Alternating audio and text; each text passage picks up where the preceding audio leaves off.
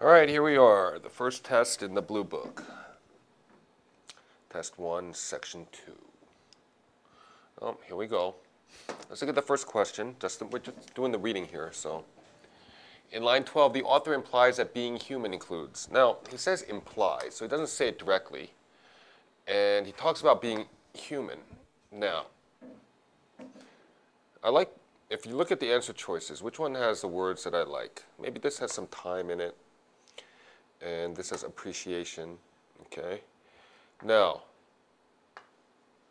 being human means making, it's human to make errors, right? To err is human. That's what this is saying. Humans are social. Humans are composed of their memories. And humans like nature. And humans enjoy simplicity, okay? Now, what is this passage about? It says line 12. So, let's go back. Oops, wrong way. Look at line 12, and it says, it felt good to be human. So basically, that's our conclusion, and this all tells us why it feels good to be human. Well, whistling and moaning, a 50-mile-an-hour wind whipped among the telescope domes up top Kitt Peak. Already they're talking about nature, because they're talking about wind. A few feet below, turning gray in the dusk, slid a river of clouds. Okay.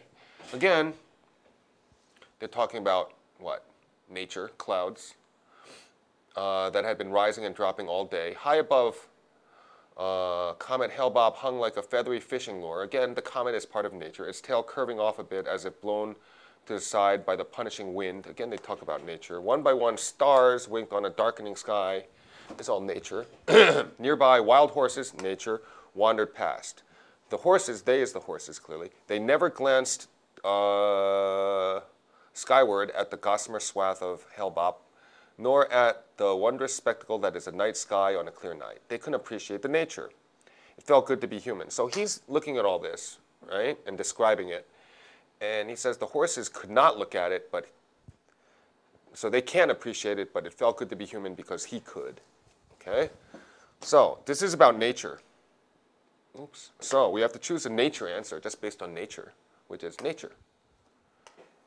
And I like that. When they use the word appreciating, it tends to work. Okay? That's simple enough. These are like making occasional, this is what you might think that being human is, but I don't care what you think. Not on this test. What you think does not matter. It's what it says in the passage. Okay? Because it's the author implies, not what you think. 7. The rhetorical device, if you know that rhetorical means appeal to emotion, you know that doesn't work. Why? Because it's not asking about, this is not asking the definition of rhetoric. Okay? But I see metaphorical and I see analogy. These are very similar. Okay, when I have two similar answers, I got to think it's one of them. Okay? Then flashback and irony, I'm gonna focus on B and C because they're similar. Irony shows contrast. Flashback is about memory. Now, is he really having a memory? A little bit, but it's the rhetorical device primarily featured in this passages. So what are they doing a lot in this passage? Are they using metaphorical language, or are they using an extended analogy? Well, metaphorical language could be like here, here, and here like this. An extended analogy would be the continuous use of the same analogy. Okay? Let's see. Is it like here and there, or is it the same analogy over and over again? I already saw it as I was looking at this passage. Whistling and moaning, they're making a metaphor to, well, not the whistling, the moaning, they're making a metaphor to humans. They're humanizing the wind. And then it says a few feet below, turning gray, slid a river of clouds. That's another metaphor, okay? Saying that the clouds are like a river. And comet Hale-Bopp hung like a feathery fishing lure. Like is a simile, but it's not an extended analogy. It's still a type of metaphor, although it's a simile. Let's see. One by one, the stars winked. Okay, if the stars are winking, that's a metaphor, clearly. Nearby, wild horses they never glance skyward. Well, clearly they do make a few metaphors in here, and that's what they seem to do. Okay, so where's my little wrong question? Next one. We got rid of that one. We got to go with this one. Okay, this one's too deep, and none of these work. Now, irony is in there a little bit. If you notice that, they use irony once. The irony is that maybe the horses are part of nature, yet they couldn't appreciate the nature in the last sentence before the conclusion. Okay? But they only use it once, so the primary thing is not irony. The primary thing is what? Oops.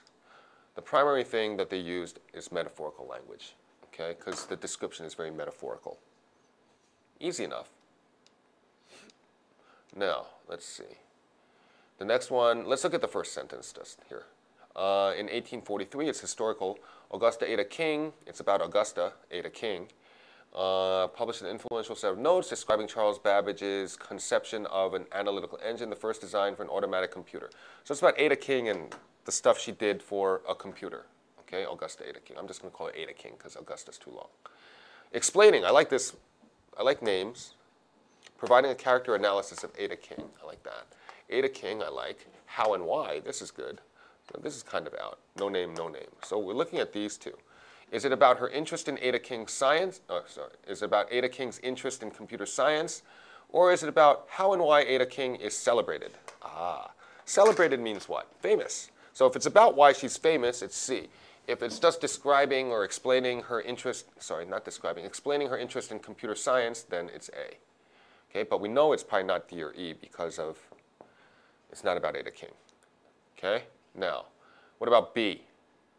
If it's just about analyzing a character, then B is correct, but usually a passage is going to be about how and why, okay?